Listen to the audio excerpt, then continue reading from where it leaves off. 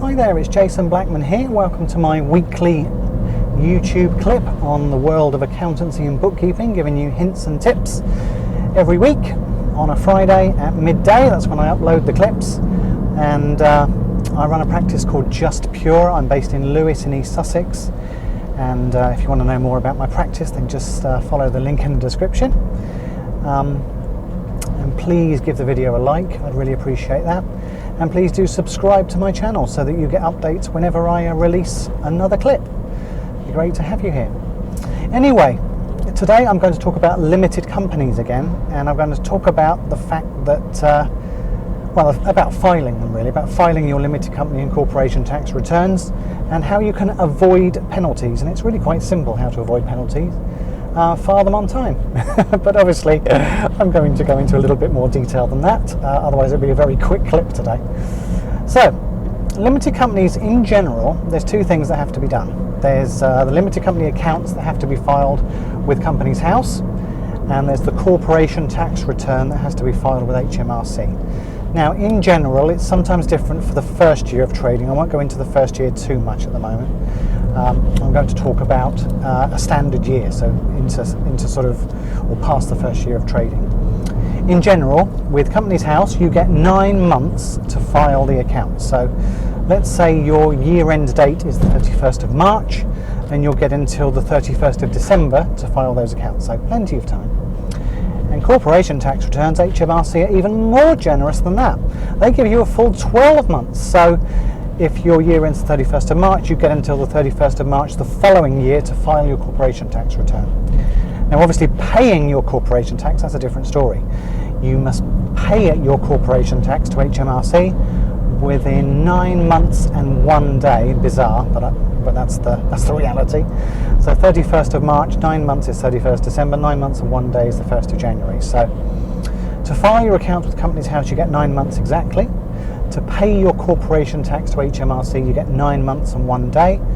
And to file your corporation tax return with HMRC, you get 12 months. Now, I want to talk about Companies House today, sort of, the 9-month filing deadline. Now, that really is plenty of time. So I always get quite staggered when I see overdue penalties from Companies House for clients. Not my clients, I hasten to add, but certainly with clients I've taken over, they've quite often received late filing penalties with Companies House. And to be honest, they're quite hefty. I think even 1 day overdue, it's £150 fine with Companies House, and it gets longer. Sort of, if you've been over a month or over 3 months, it really gets a lot more than that, and it's really quite scary how much the Companies House fines are. Now, as I say, 9 months to file them. I personally feel that's plenty of time.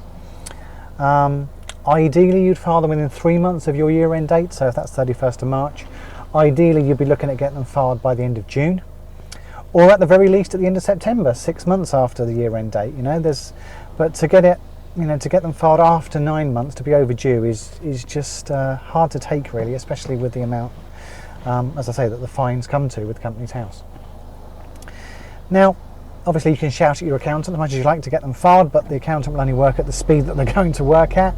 And in defence of the accountant, and I would say that because I am an accountant, in defence of the accountant, the more of a mess that your books are, the more time it's going to take to file them. So what I'm trying to say is it's not always the accountant's fault.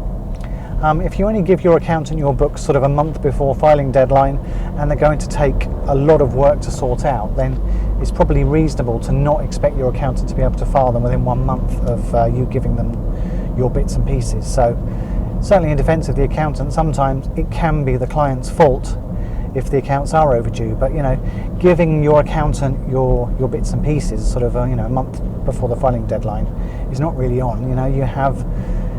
You have all that time beforehand to be able to do that.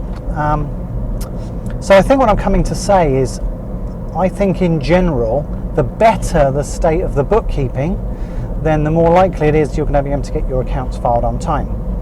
Now, in an ideal world, and in my world certainly, a client would use Xero, or I'd use Xero for the client. Now, if you don't know, Xero is a cloud-based bookkeeping system, so what that means, it's all based online. and because it's based online, it enables the most up-to-date information. It enables things called bank feeds, which basically feeds the information from your bank account into the software, and you can literally do that up to yesterday. You know, that's how good it is. We've come a long way since the days of black bin liners full of stuff, you know. So if you're using a cloud-based system like Xero, which is the only one we use, then it's reasonable to keep your bookkeeping up to date. We do bookkeeping as well, and we do keep it up to date.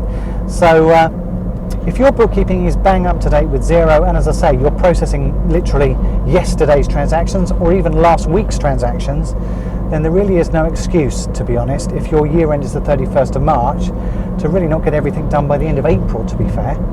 And also the beauty of something like Xero is because it's cloud-based, it's online, you can actually give your accountant access to it. So you can, if you want to give your accountant read-only access to it, which means they can't touch any of the figures, then you can do that. You know, there's no more sort of backing up of software like it was in the good old days when I first started in practice. There was, you know, we'd make backup copies of our files onto floppy disks ready for accountants, and it was all a bit of a palaver, and there really is none of that anymore. You just literally give your accountant access to your Xero file, and off they go. They can start preparing your accounts, you know, as soon as you give it to them, really. So I think the moral of the story is to have a great bookkeeping system in place. And if you have a great bookkeeping system in place, and not only if you have the system in place, but you keep the bookkeeping up to date, that's pretty key as well. As I say, we do bookkeeping and accounts, so we do the whole thing, as it were.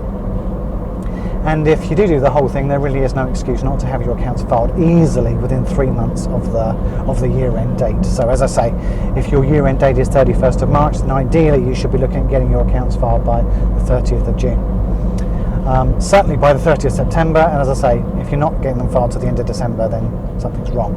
And if you're then getting a penalty, then something's seriously wrong. So I would heartily recommend using a cloud bookkeeping system such as Xero. In fact, I would heartily recommend using Xero, and keep your books up to date. If you need to use a bookkeeper, that's absolutely fine. We're bookkeepers as well as accountants, but use a bookkeeper to get your accounts, to get your books up to date, and yeah, soon after the end of the year, get them off to the accountant, and you'll get your accounts filed well within the date and not receiving any penalties. So just to recap what I said at the beginning of the clip, you have to file your accounts, your unlimited company accounts, with Companies House within 9 months of the end of the year. You have to pay your corporation tax within 9 months and 1 day of the end of the year, and you have to file your corporation tax return to HMRC within 12 months of the end of the year.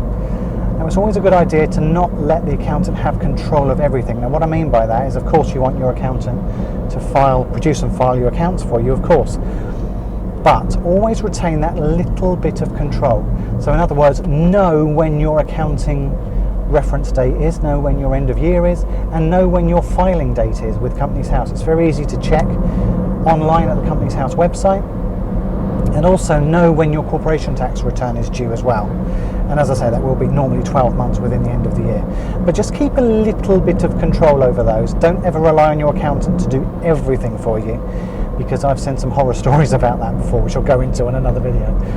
But just maintain a little bit of control, even if that's only knowing when your accounts are due to be filed with Companies House, and knowing when your corporation tax is to be paid, and knowing when your corporation tax return is to be filed with HMRC. Just retain that little bit of control, even if you get your accountant to do it all for you. Hope you've enjoyed the video. I hope you found it helpful. Please do give it a thumbs up, give it a like. Please subscribe to my channel for updates of all future clips. And if you want to contact us at Just Pure, there's a little link in the description there to my contact page. Have a browse around the website as well, not the website. We do bookkeeping, we do payroll, we do VAT, we do accounts, we do everything. So if you want to chat to me, please do drop me a line through the contact form on the contact page. And as I say, that you can find that in the link in the description. So look forward to hearing from you. Sorry about that, the car nearly pulled out in front of me. Look forward to hearing from you. Hope you found the video helpful today, and I hope to hear from you soon. Thanks very much. I will see you all next week for the next clip. Thanks.